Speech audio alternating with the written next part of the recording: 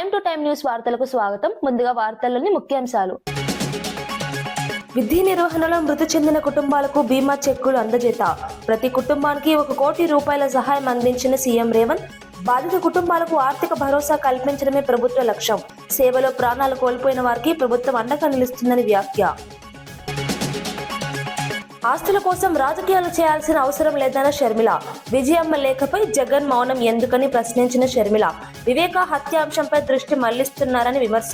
కుటుంబ విషయాల్లో నిజాలు బయటపడాలని డిమాండ్ చేసిన షర్మిల.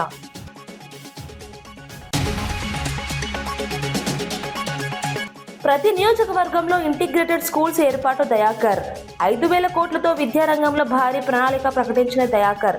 అందరికీ నాణ్యమైన విద్య అందించడమే ప్రభుత్వ లక్ష్యమని స్పష్టం. సంక్షేమంతో పాటు విద్యాభివృద్ధికి ప్రభుత్వం కట్టుబడి ఉందని వ్యాఖ్య. జగన్ కుటుంబ వ్యాఖ్యలపై స్పందించిన గుడివాడ ఎమ్మెల్యే రాము. కొడాలి నాని వ్యాఖ్యలను ఖండించిన వెనిగండ్ల రాము. కుటుంబ సభ్యులే ప్రశ్నిస్తున్నారని వైసీపీపై వ్యాఖ్యలు. ప్రజల నుంచి దూరమైన నేతలు ఇప్పుడు మాట్లాడడం సరికాదని విమర్శ. శ్రీరామనవమి శోభాయాత్రపై భద్రతా ఏర్పాట్లపై సిపి సమీక్ష. హైదరాబాద్ లో కట్టుదిట్టమైన బందోబస్తు ఏర్పాటు చేస్తున్నామని స్పష్టం. అవాంఛనీయ ఘటనలు జరగకుండా ముందస్తు చర్యలు తీసుకుంటామని హామీ.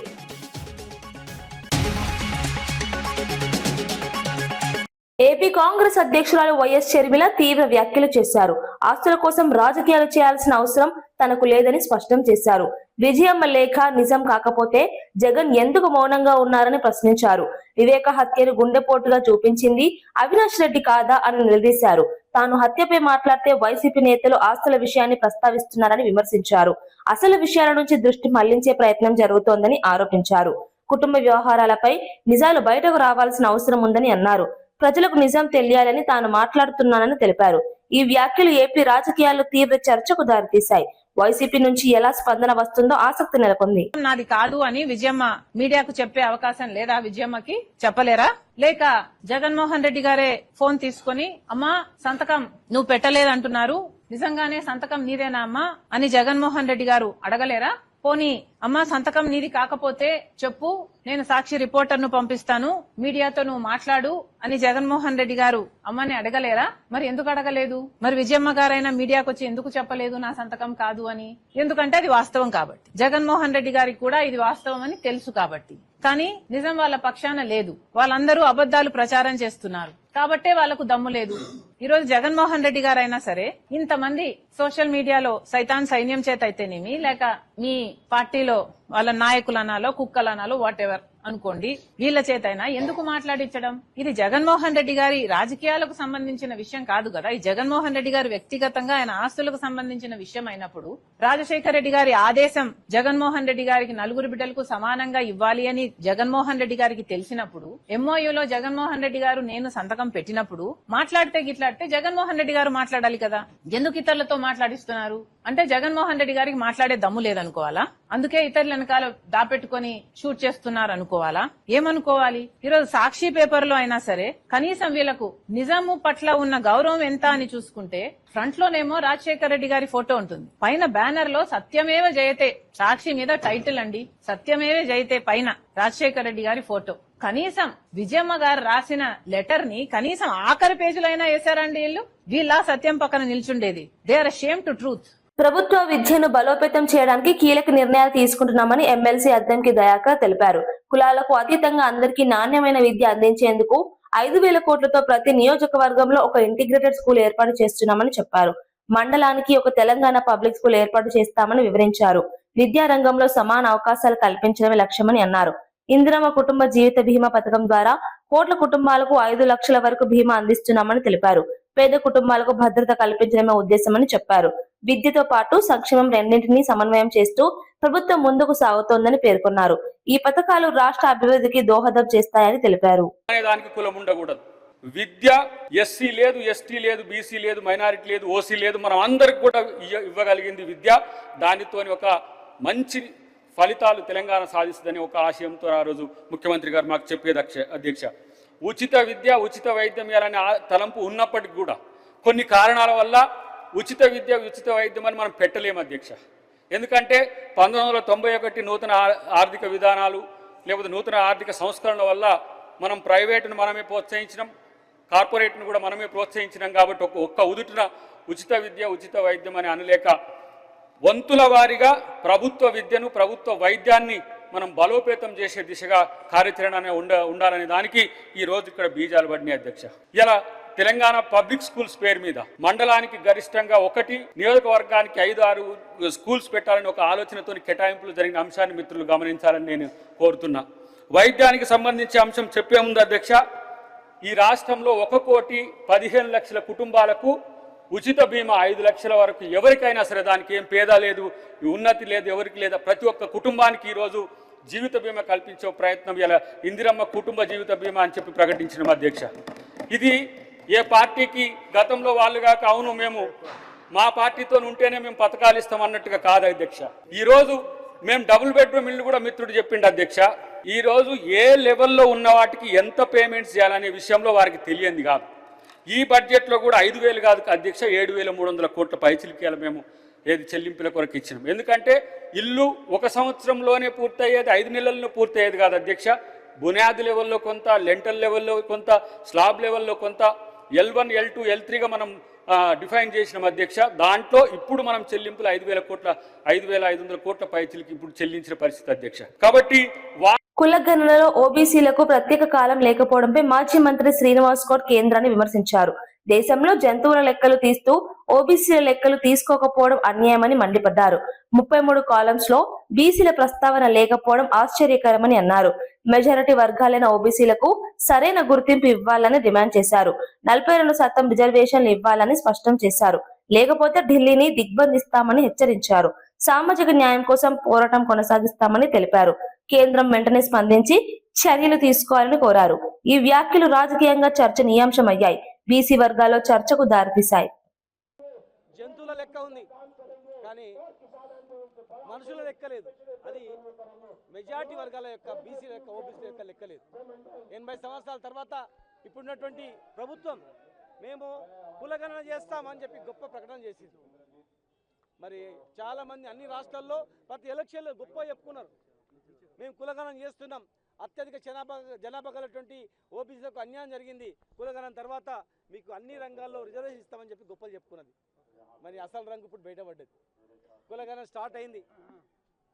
ఎస్సీ కుటుంబాలన్నీ, ఎస్టీ కుటుంబాలన్నీ, ఏ కుటుంబాలన్నీ అని 33 కాలమ్స్ పెట్టింది. కానీ మరి దానిలో బీసీ కుటుంబాలు అనేది ఎందుకు రాలేదు? ఎప్పుడు చేస్తారు? మీకు ₹1 ఖర్చు కాదు. అదనంగా మీకు నిజంగా చిత్తశుద్ధి ఉంటే ఖచ్చితంగా కూడా 34వ కాలంలో ఓబీసీల కుటుంబాలు వాళ్ళు ఎన్ని హౌస్ హోల్డ్స్ ఉన్నాయి అని లెక్క పెట్టాలి. కానీ మీకు ఆ ఉద్దేశం లేదు. కేవలం అధికారం రావడానికి మాత్రమే వీళ్ళు కావాలా, వీళ్ళని ఉపయోగించుకోవాలని చెప్పి ఇలా మోసం చేస్తూ మోసపూరితమైనటువంటి ఆలోచన ఉన్నందుకే మీరు ఆ కాలం పెట్టలేదు. మేము డిమాండ్ చేస్తూ ఉన్నాం. ప్రధానమంత్రి ఓబీసీ కదా, ప్రధానమంత్రి అంటే ఓబీసీ ప్రధానమంత్రి ఎవరి చేతులు ఉన్నాడు? కనీసం ఒక మంత్రిత్వ శాఖ లేదు, బడ్జెట్ లేదు, ఎక్కడ ఏం లేదు, అన్నిట్లో అన్యాయమే. కనుక ఖచ్చితంగా ఇచ్చిన మాట ప్రకారం ఈ ప్రభుత్వం వెంటనే మార్చాలి. కులగణనలో ఓబీసీల కుటుంబాల సంఖ్యను చేర్చాలి. అప్పుడే సామాజికంగా, ఆర్థికంగా అన్ని రంగాల్లో రేపు భవిష్యత్తులో వీళ్ళ స్థితిగతులను బట్టి రిజర్వేషన్ కూడా ఇవ్వడానికి అవకాశం ఉంటుంది. మీకు నిజమైనటువంటి ఓబీసీ మీద ప్రేమ అనేది ఉంటే ఖచ్చితంగా మీరు చేర్చండి. లేనట్లయితే మీ యొక్క బండారం ఖచ్చితంగా మేము బయటేసి రాష్ట్ర వ్యాప్తంగా, దేశవ్యాప్తంగా కూడా ఆందోళన చేసి మరి మోసం చేస్తుందని చెప్పి ఖచ్చితంగా మేము ప్రజాకోర్టులో మీకు శిక్ష పెట్టేట్టు గ్యారెంటీగా చేస్తాం. ఈరోజు ఏ రాష్ట్రం చూసినా కూడా అధికారంలో రావడానికి, ఈ దేశంలో ప్రధానమంత్రి కావడానికి ఓబీసీలో ఓట్లే. కానీ మరి ఎక్కడ కూడా న్యాయం జరిగే పరిస్థితి కనిపిస్తలేదు. మేము గతంలో చట్టసభలో కూడా రిజర్వేషన్ అవ్వాలని చెప్పి మరి టీఆర్ఎస్ గవర్నమెంట్లో మేము రెజల్యూషన్ పాస్ చేసి పంపడం జరిగింది. మరి ఇంతవరకు కూడా అది లేదు. 42% రిజర్వేషన్ ఇవ్వాలని కూడా ఇక్కడికి వచ్చింది, అది కూడా లేదు. అంటే ఈ ప్రభుత్వాలకు మనల్ని ఓటు బ్యాంకుని చూస్తుంది తప్ప నిజంగా మనల్ని బాగు చేయాలనే ఆలోచన లేదు. ఖచ్చితంగా అందరూ సంఘటితంగా కొట్లాడాల్సిన అవసరం ఉంది, పోరాటం చేయాల్సిన అవసరం ఉంది. ఈ న్యాయమైన డిమాండ్ను వీళ్ళు నెరవేర్చకపోతే ఖచ్చితంగా వీళ్ళను నిలదీయాల్సిన అవసరం ఉందని చెప్పని ఇలాంటి సంఘటనలు, ఇలాంటి ధర్నా కార్యక్రమం ఇంకా ఎక్కువ చేయాలి. ఈరోజు ఓబీసీ జేఏసీ ఆధ్వర్యంలో, శ్రీనివాస్ గౌడ్ గారి ఆధ్వర్యంలో మరి మన సంఘర్ష్ రాష్ట్రీయ సంఘర్ష ఆధ్వర్యంలో మోహన్ రావు తైవార్ ఆధ్వర్యంలో ఆంధ్రప్రదేశ్ శంకరరావు గారి ఆధ్వర్యంలో దాదాపు 16 రాష్ట్రాల నుంచి దాదాపు 10-16 మంది ఎంపీలు రావడం జరిగింది. ఇట్లా లాభం లేదు, లక్షలాది మంది గదులు రావాలి, ఢిల్లీని ముట్టడించాలనేటువంటి ఆలోచన అందరిలో వస్తూ ఉంది. ఇది చేయకపోతే మాత్రం అన్ని రాష్ట్రాల నుంచి లక్షలాది మంది వచ్చి ఢిల్లీని దిగ్బంధం చేస్తాం, ఖచ్చితంగా మెడలు వస్తామని చెప్పి కూడా మేము హెచ్చరిస్తా ఉన్నాం. కాంగ్రెస్ ప్రభుత్వం ప్రవేశపెట్టిన బడ్జెట్ పై బీఆర్ఎస్ నేత బైకాని శ్రీనివాస్ యాదవ్ తీవ్ర విమర్శలు చేశారు. బడ్జెట్ మొత్తం అబద్దాల మయమని ఆరోపించారు. ఎన్నికల ముందు బీసీలకు ఇచ్చిన 60 హామీలలో ఒక్కటి నెరవేర్చలేదని మండిపడ్డారు. 1,00,000 కోట్లు కేటాయిస్తామని చెప్పి ఇప్పటి వరకు 15,000 కోట్లు కూడా ఖర్చు చేయలేదని విమర్శించారు. బీసీల అభివృద్ధిపై ప్రభుత్వం నిర్లక్ష్యం చూపుతోందని అన్నారు. కేసీఆర్ నాయకత్వమే తెలంగాణకు రక్షణ అని పేర్కొన్నారు. ప్రజలను మోసం చేసే విధంగా ప్రభుత్వం వ్యవహరిస్తోందని ఆరోపించారు. వెంటనే హామీలను అమలు చేయాలని డిమాండ్ చేశారు. ఈ వ్యాఖ్యలు రాజకీయంగా వేడెక్కించాయి. రేవంత్ రెడ్డి ప్రభుత్వము మొన్న ప్రవేశపెట్టినటువంటి 3వ బడ్జెటు అంతా ఉత్తుత్తి బడ్జెటు, గ్యాస్, దాంట్లో ఏమాత్రము నిజాలు కానీ ఏవి కూడా అన్ని అబద్ధాలే, ఏవి కూడా నిజాలు లేవు. ఇంతకుముందు బడ్జెట్ అంతే జరిగింది, ఇప్పుడు బడ్జెట్ కూడా అంతే జరిగింది. మరీ ముఖ్యంగా బీసీలకైతే తీవ్రమైనటువంటి అన్యాయం జరిగింది. ఏదైతే బీసీలకు అన్నీ చేస్తామని చెప్పి అరివిగామి హామీలు 420 హామీలలో బీసీలకు ఒక్కరికే 60 హామీలు ఇచ్చిండు రేవంత్ రెడ్డి గారు. పిసిసి అధ్యక్షునిగా బట్టి విక్రమార్క గారు అందరూ పాదయాత్రలు చేసి అల్లి బుల్లి మాటలు చెప్పి 60 హామీలు ఇచ్చి దానిలో ఏ ఒక్క హామీ కూడా నెరవేర్చలేదు ఈ రోజు వరకు కూడా. నేను ఒకటే చెప్తున్నా రేవంత్ రెడ్డి ప్రభుత్వానికి, గడిచిన 3 బడ్జెట్లు అయినాయి కదా ఇప్పటికీ, బీసీల మీద మీకు ఎంత ప్రేమ ఉంది మీ బడ్జెట్ ద్వారానే తెలుస్తుంది. మీరు కేటాయించినటువంటి నిధులు దాదాపుగా 1,00,000 కోట్లు కేటాయిస్తామన్నారు 5 సంవత్సరాలకు గాను. ఇప్పటికి మీరు కేటాయించింది ఎంత ఒక్కసారి మీరు మీ బడ్జెట్ని చూసుకోవాలి. కేటాయించింది ఒక ఎత్తు, దానిలో ఖర్చు పెట్టింది శ్రీరామనవమి వేడుకల నేపథ్యంలో హైదరాబాద్ లో భద్రతా ఏర్పాట్లపై సిపి సజ్జనార్ సమీక్ష నిర్వహించారు. ఈ నెల 27న జరిగే శోభయాత్రకు పకడ్బందీ ఏర్పాట్లు చేస్తున్నామని తెలిపారు. జిహెచ్ఎంసీ కమిషనర్ ట్రాఫిక్ అధికారులతో కలిసి బందోబస్తు చర్యలను పరిశీలించారు. అవాంఛనీయ ఘటనలు జరగకుండా ముందస్తు జాగ్రత్తలు తీసుకుంటున్నామని చెప్పారు. ఆర్గనైజర్లు పోలీసులకు సహకరించాలని విజ్ఞప్తి చేశారు. యాత్రను నిర్ణీత సమయానికి ప్రారంభించాలని సూచించారు. భక్తులు నియమాలను పాటిస్తూ కార్యక్రమంలో పాల్గొనాలని కోరారు. నగరంలో శాంతి భద్రతలకు ప్రాధాన్యత ఇస్తున్నామని తెలిపారు. పండుగను ప్రశాంతంగా నిర్వహించేందుకు అన్ని ఏర్పాట్లు పూర్తి చేస్తున్నామని స్పష్టం చేశారు. స్టార్ట్ చేస్తే మనకు కూడా ఈజీ ఉంటుంది. కన్సర్న్ ఎవరెవరు ఉన్నారు ఈ ఒక ప్రొసెషన్ వాళ్ళు కూడా అక్కడ లోకల్ ఉన్న ఆఫీసర్స్ తోనే కోఆర్డినేట్ చేస్తే ఎటువంటి ఇబ్బంది ఉండదు, ఎటువంటి లేట్ కూడా కాదు, మనకు కూడా మీకు ప్రెషరైజ్ చేసే ఒక అవకాశం కూడా దొరకదు. So I request the organisation Bhagavantharao గారికి, మన పెద్దలు మన గోవింద్ రాటి గారికి అందరు కూడా మీరు టైం ప్రకారం ఈ ప్రొసెషన్ స్టార్ట్ చేయడానికి అక్కడ లోకల్ ఆర్గనైజర్స్ ని కోఆర్డినేట్ చేయని చెప్పి నేను కోరుతున్నాను. ఎమ్మెల్యే వీర్లపల్లి శంకర్ ను పిసిసి ఓబీసీ విభాగం చైర్మన్ గా నియమించడం ద్వారా పార్టీ బలోపేతం అవుతుందని టిపిసిసి అధ్యక్షుడు మహేష్ కుమార్ గౌడ్ తెలిపారు. ఆయన నాయకత్వంలో ఓబీసీ విభాగం మరింత బలపడుతుందని విశ్వాసం వ్యక్తం చేశారు. రాహుల్ గాంధీ ఆలోచనల మేరకు సీఎం రేవంత్ రెడ్డి నేతృత్వంలో కులగణన చేపట్టామని చెప్పారు. ఒక పద్ధతి ప్రకారం ఒక డిసిప్లిన్ గా వారి కార్యక్రమాలు చేస్తారు. నియోజకవర్గానికి నేను అర్ధరాత్రి 11 గంటలకు ఫోన్ చేసి పొద్దున 9 గంటలకు మీటింగ్ కావాలంటే 5,000తో మీటింగ్ పెట్టే కెపాసిటీ ఉన్నటువంటి శంకర్ గారిని ఓబీసీ డిపార్ట్మెంట్ చైర్మన్ చేస్తే ఇది బలోపేతం అవుతుందని, తద్వారా కాంగ్రెస్ పార్టీకి బలం చేకూరుతున్న ఒక ఏకైక ఉద్దేశంతోనే శంకర్ అన్న గారిని వాళ్ళ పిసిసి ఓబీసీ డిపార్ట్మెంట్ చైర్మన్ గా చేసినారు. నాకు ఆశ ఉంది, తప్పకుండా శంకర్ అన్న నేతృత్వంలో ఓబీసీ డిపార్ట్మెంట్ బలపడి వచ్చే ఎన్నికల నాటికి మీ నేతృత్వంలో అత్యధిక సీట్లు బీసీలకు ఇప్పించుకొని 100 సీట్లు తగ్గకుండా కాంగ్రెస్ పార్టీ గెలుచుకొని మళ్ళీ అధికారంలోకి వస్తుంది. ఇది నా మాట, మీ మాటగా చెప్తా ఉన్నాను. మిత్రులారా, పొన్నం ప్రభాకర్ గారు చెప్పినారు, కేబినెట్ లో వారితో పాటు మా సిఆర్ఎన్న, సురేఖ అక్క ముగ్గురు కూడా అనునిత్యం బీసీలకు రావాల్సిన వాటా గురించి పోరాడుతా ఉన్నారు. గతంలో తెలంగాణ ఉద్యమంలో పెద్దలు హనుమంతరావు గారు, మధుయాష్ గారు, పొన్నం ప్రభాకర్ గారు వీరే కదా పోరాటం చేస్తే తెలంగాణ వచ్చింది. సో ప్రతి పోరాటంలో బీసీల ఆరాటం ఉంది కాబట్టే వాళ్ళ తెలంగాణ సాకారమైంది. మా సిఆర్ఎన్ చెప్పినట్టుగా మొన్నటి ఎన్నికల్లో బీసీలు గనక కాంగ్రెస్ కి మద్దతు పలకుండా ఉంటే మనం అధికారంలోకి వచ్చే అవకాశమే లేకుండే. బీసీలు ఏకమైనరు కారణం రాహుల్ గాంధీ గారు ఎంచుకున్నటువంటి బాట. బీసీలు ఎందుకు ఏకమయ్యారు? రాహుల్ గాంధీ గారు ఈ దేశంలో భారత్ జోడో యాత్ర చేసి ఈ దేశాన్ని భౌగోళికంగా కాకుండా సాంఘిక పరంగా స్థానిక స్థితులగతుల పరంగా చదవగలిగినాడు కాబట్టే జిస్కి జితని ఆబాది ఉనికి ఉతిని బాగేదన నినాదం తీసుకొచ్చినాడు. అది వాళ్ళ నినాదం కాదు, ఉద్యమంగా మారింది. యావత్ దేశంలో బీసీల మూవ్మెంట్ గా మారింది కాబట్టే ఇవాళ దేశమంతా కూడా బీసీ ఆకర్షణ జరుగుతా ఉంది. ఇవాళ అభినందిస్తా ఉన్నాను రాష్ట్ర ముఖ్యమంత్రి రేవంత్ రెడ్డి గారిని. రాహుల్ గాంధీ ఆకాంక్షని పరిపూర్ణంగా నెరవేరుస్తూ దాదాపు 95 ఏళ్ల తర్వాత ఆనాడు బ్రిటిష్ వారు చేస్తే కుల సర్వే, 95 ఏళ్ల తర్వాత ఈ దేశంలో ఏదైనా ప్రభుత్వం కుల సర్వే చేసింది అంటే అది తెలంగాణ ప్రభుత్వం రేవంత్ రెడ్డి గారి నేతృత్వంలో కుల సర్వే చేయడమే కాకుండా ఒక అఫీషియల్ డాక్యుమెంట్ ఇవ్వగలిగినాం. ఈ రాష్ట్రంలో బీసీలు 57% ఉన్నారని ఒక అధికారిక ప్రకటన చేయగలిగినాం. ఇది హక్కుగా మనకు వచ్చింది. మిత్రులారా, కాంగ్రెస్ పార్టీ మాట కట్టుబడి ఉండి బీసీలకు 42%, ఇందాక పితృ ప్రభాకర్ చెప్పినట్టుగా నేను వర్కింగ్ ప్రెసిడెంట్ గా ఆనాడు నేనే బీసీ డిక్లరేషన్ ప్రవేశపెట్టినాను. 42% స్థానిక సంస్థల్లో ఇస్తామని చెప్పాం. దానికి అదనంగా విద్యా ఉపాధులు కూడా 42% ఇస్తూ అసెంబ్లీలో చట్టం చేశాం. బీజేపీ నాయకులు మద్దతు ఇచ్చినారు, టీఆర్ఎస్ వాళ్ళు సపోర్ట్ చేసినారు, ఓటేసినారు. కృష్ణా జిల్లా గుడివాడలో ఎమ్మెల్యే వెనిగండ్ల రాము కీలక వ్యాఖ్యలు చేశారు. మాజీ మంత్రి కొడాలి నాని వ్యాఖ్యలను ఖండిస్తూ స్పందించారు. జగన్ కుటుంబ సభ్యులే ఆయన చేసిన అన్యాయాన్ని ప్రశ్నిస్తున్నారని అన్నారు. వైసీపీ నేతలు ముందుగా వారికి సమాధానం చెప్పాలని సూచించారు.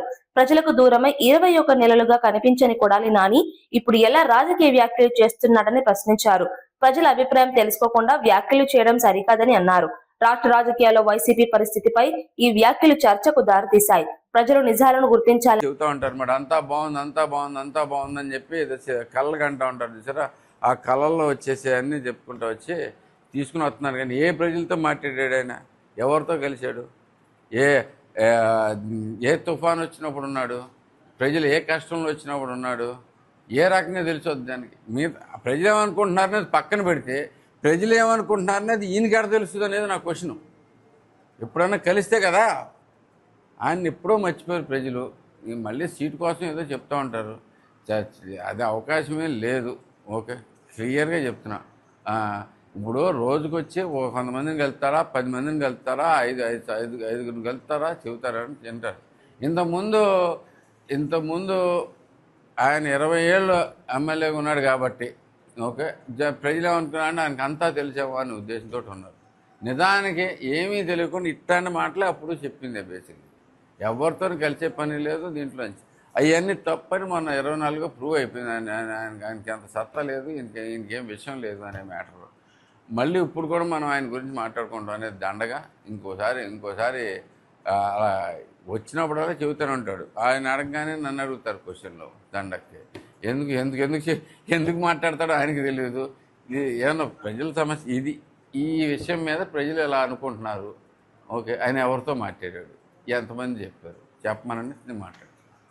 తండ్రి చనిపోతే కూతుర్లకి కొడుకులకి ఆస్తి పంచుతారు, కానీ తన సొంత ఆస్తిని కూడా జగన్మోహన్ రెడ్డి చెల్లికి పంచారు. అలాంటి వాటిపైన కూటమి నాయకులు విమర్శలు చేస్తున్నారని చెప్పి కూటమి నాయకులు కాదండి చేస్తుంది, విమర్శలు చేస్తుంది సొంత చెల్లి. బేసిక్గా మేము వింటున్నాం అంతే. ఆయన చెప్పింది వింటున్నాం, ఆవిడ చెప్పింది వింటున్నాం. మాకు ఏది కరెక్ట్ అని మీకు అనిపిస్తుంది? మీరు ఆలోచించుకోండి.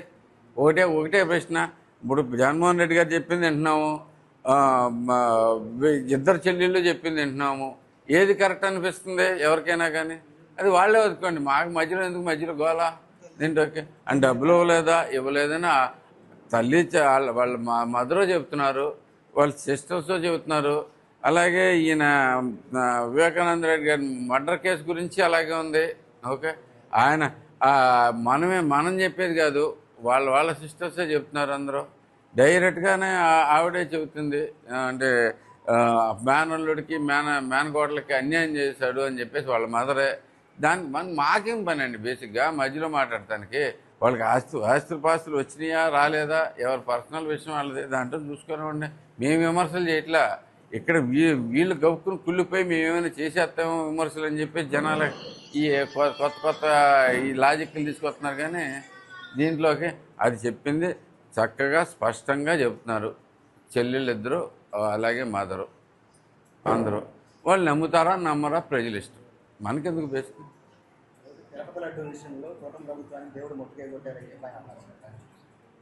ఏ రకంగా మొట్టుకాయ కొట్టారు? ఏ రకంగా ముట్టికాయ కొట్టారు దీంట్లోకి? ఇది Tirupati laddu very clearly proven case దాంట్లో. ఓకే, అంటే ఇప్పుడు విషయం ఏంటంటే దీంట్లోకి ఈ మాట్లాడే వాళ్ళందరూ చెబుతున్నారు కదా, ఈయనే కదా, మీకు గుర్తుందా లేదా, రాముడు తలకాయ తీసేస్తే వద్దు, కొత్త విగ్రహం పెడతాం. ఓకే, ఆంజనేయులు చెయ్యిరిగిపోతే ఏమొద్దన్నాడు. ఆయన మాట్లాడే దాంట్లో ఏంటని క్రెడిబిలిటీ? మళ్ళీ తిరుపతి దీంట్లోకి చెప్తారు. ఇప్పుడు దండలు వేసుకుని దీంట్లో చేసుకొస్తాం, దీంట్లో ఇంపార్టెంట్ లేదు బేసిక్గా. మనం కూడా ఏంటంటే ఇప్పుడు విషయం ఏమవుద్దంటే, ఇప్పుడు ఆయన చెప్పాడు, మీరు అడిగారు, నేను చెప్పాల్సి వస్తుంది. లేకపోతే ఎవడు పడుచుకునే వాళ్ళు గారు, ప్రజలందరికీ కూడా తెలుసు. ఇవన్నీ మర్చిపోతారా? ఎవరు మర్చిపోయింటారు? అంటే సాక్షాత్తు దేవుడు తల తెగితేనే ఏమీ లేదనేవాడు బేసికల్ నేను భక్తుణ్ణి అంటే నేను ఏం చెబుతారు బేసిక్గా? అది దాంట్లో మనకి అది. విద్యుత్ శాఖలో విధి నిర్వహణలో మరణించిన ఉద్యోగుల కుటుంబాలకు సీఎం రేవంత్ రెడ్డి ఆర్థిక సహాయం అందించారు. ప్రతి కుటుంబానికి 1 కోటి రూపాయల ప్రమాద బీమా చెక్కులను అందజేశారు. బాధిత కుటుంబాలకు ఆర్థిక భరోసా కల్పించడమే ప్రభుత్వ లక్ష్యమని తెలిపారు. ఈ పథకం ద్వారా ఉద్యోగుల కుటుంబాలకు భద్రత లభిస్తుందని పేర్కొన్నారు. సేవలో ప్రాణాలు కోల్పోయిన వారిని ప్రభుత్వం గుర్తిస్తోందని చెప్పారు. వారి కుటుంబాలకు అండగా నిలవడం బాధ్యతగా భావిస్తున్నామని తెలిపారు. ఈ చర్చతో బాధిత కుటుంబాలకు కొంత ఊరట కలిగిందని అన్నారు. సంక్షేమ భద్రతకు ప్రభుత్వం ప్రాధాన్యత ఇస్తుందని స్పష్టం చేశారు.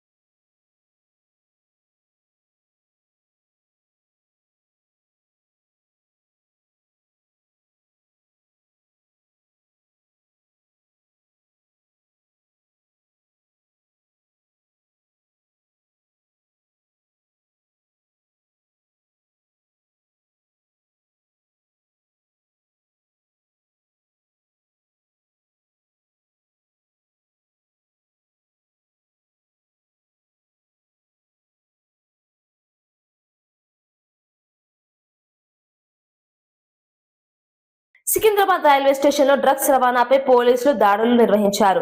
జీఆర్పీ, ఈగల్, ఆర్పీఎఫ్ సంయుక్తంగా తనిఖీలు చేపట్టి 2 నిందితులను అరెస్ట్ చేశారు. ఒడిశా నుంచి ఢిల్లీకి గంజాయి తరలిస్తున్నట్టు గుర్తించారు. వారి వద్ద నుంచి 10 కిలోల గంజాయి, 2 మొబైల్ ఫోన్లు స్వాధీనం చేసుకున్నారు. గంజాయిని తక్కువ ధరకు కొనుగోలు చేసి అధిక ధరలకు విక్రయించాలనే యోచనతో తరలిస్తున్నట్టు విచారణలో వెల్లడైంది. సికింద్రాబాద్ లో రైలు మార్పిడి కోసం వేచి ఉన్న సమయంలో పోలీసులు పట్టుకున్నారు.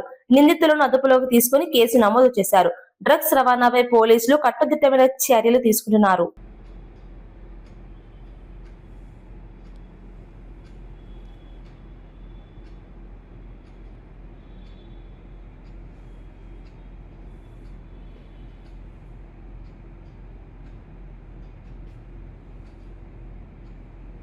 మెదక్ జిల్లా చేగుంటలో విద్యార్థులు కళాశాల యాజమాన్యంపై ఫిర్యాదు చేశారు. శ్రీ సాధన డిగ్రీ కళాశాలలో చదివిన 11 మంది విద్యార్థులకు ఒరిజినల్ మెమోలు ఇవ్వడం లేదని ఆరోపించారు.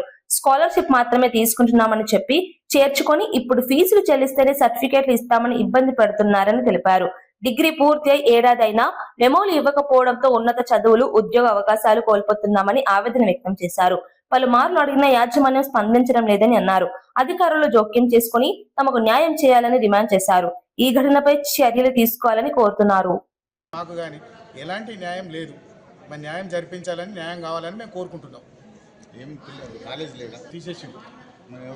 వేరే కాలేజీకి సర్టిఫికెట్లు వేరే కాలేజీకి ఇచ్చిండు, పంపించేసి వాళ్ళు ఏమంటారు అంటే మీరు పైసలు వాళ్ళు ఏమంటారు అంటే ఇన్ఛార్జ్ మీరు డబ్బులు కట్టేసి 30,000 రూపీస్ మీరు డబ్బులు కట్టేసి మీ సర్టిఫికెట్లు మీరు తీసుకుని ఏ కాలేజ్ పంపించారు?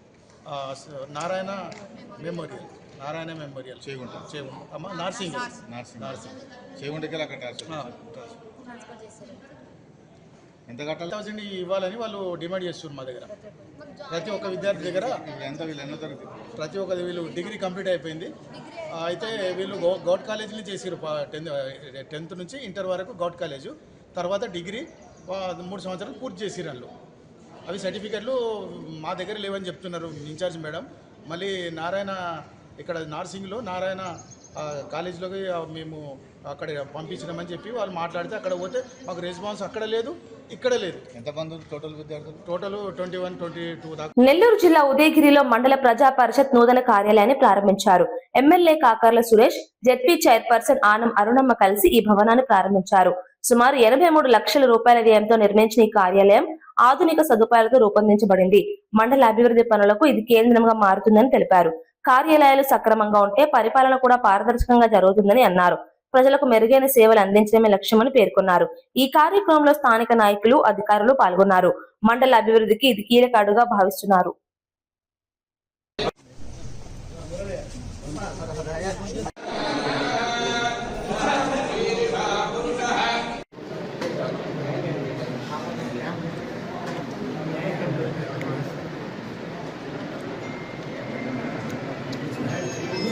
ఫోన్ చేయటము పెడతాం కదా కొంచెం ముందు రండి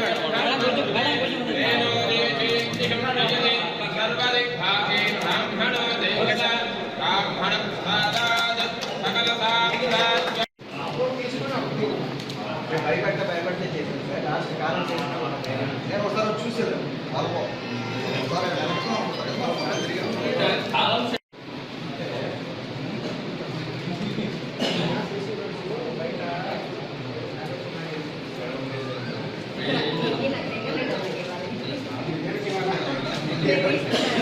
కార్యక్రమానికి విచ్చేసిన గౌరవ శాసనసభ్యులు శ్రీ కాకర్ల సురేష్ గారికి, మండల ప్రజా పరిషత్ అధ్యక్షులు శ్రీమతి మూలే పద్మజ వినయ్ రెడ్డి గారికి, ఉదయగిరి జెడ్పీటీసీ సభ్యులు శ్రీ మోడి రామాంజనేయులు గారికి,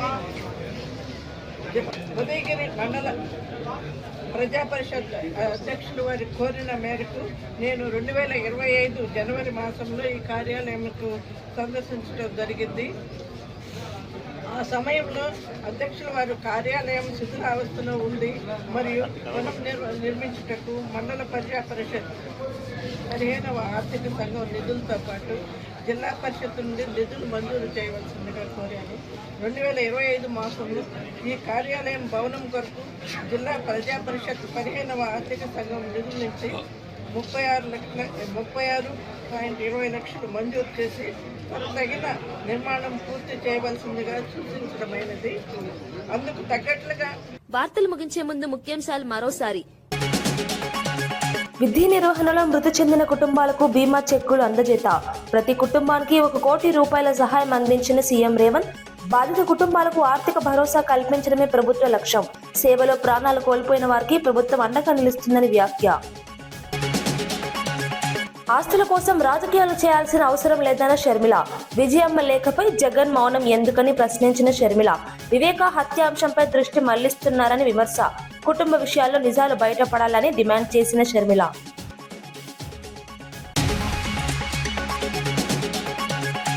ప్రతి నియోజకవర్గంలో ఇంటిగ్రేటెడ్ స్కూల్స్ ఏర్పాటు దయాకర్.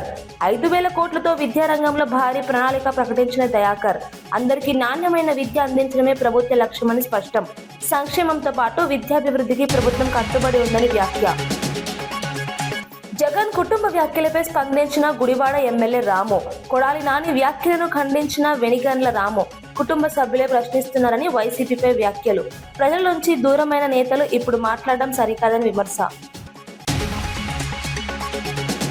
శ్రీరామనవమి శోభాయాత్రపై భద్రతా ఏర్పాట్లపై సిపి సమీక్ష. హైదరాబాద్ లో కట్టుదిట్టమైన బందోబస్తు ఏర్పాటు చేస్తున్నామని స్పష్టం. అవాంఛనీయ ఘటనలు జరగకుండా ముందస్తు చర్యలు తీసుకుంటామని హామీ. ఇవి ఈనాటి వార్తా విశేషాలు. మరో బులెటిన్లో మళ్ళీ కలుద్దాం. నమస్కారం.